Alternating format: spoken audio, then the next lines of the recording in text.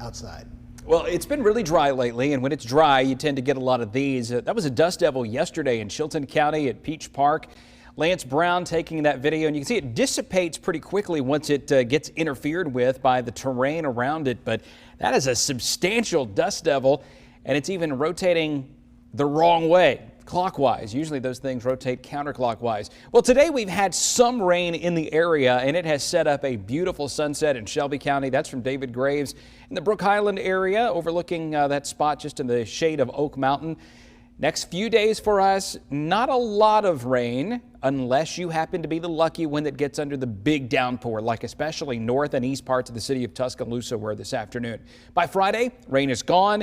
Going into the weekend, I think we're going to shape up to be much drier overall. As far as rain goes around the area at the moment, Shelby County, Chilton County, there's not much. Bibb County, it's beginning to slow down somewhat. You can see the colors are getting lighter there, indicating it's not quite as heavy around Pondville and over along Highway 5 and down 219 south of Centerville. It's still a little bit heavier across parts of Greene and Hale counties, south of Utah and just northwest of Demopolis and north of Greensboro and Forkland. Heavier storms are still in progress in Sumter County, and this is going to be about it for the rest of the day.